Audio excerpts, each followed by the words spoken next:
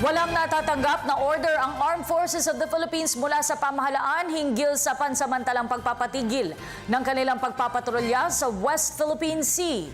Ito ay upang bigyan daan ang APEC Summit at dahil na rin sa nasa bansa ngayon, si Chinese President Xi Jinping. Ayon kay AFP spokesman Colonel Restituto Padilla, patuloy pa rin nilang bineberipika ang ulat hinggil sa namatang isang Chinese Coast Guard vessel na may layong 4 nautical miles mula sa Pag-asa Islands. Sa ngayon, ayon kay Padilla, may kasalukuyang assignment o mission order ang ilang assets ng AFP at ito ay ang panatilihin ang seguridad ng APEC Summit. Ngunit gate ni Padilla, kahit sinong bansa naman ay malayang makapaglayag sa West Philippine Sea. Bawal kung ang mga barko ng ating mga karating bansa o sino mang bansa ay nasa international waters.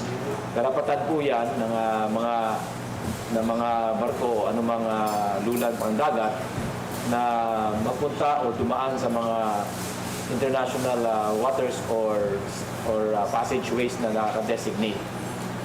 Labag doon, pag sila ay pumasok sa ating teritoryo, kailangan na po silang harangin. Or kung meron silang abiso, maaari po silang tumuloy.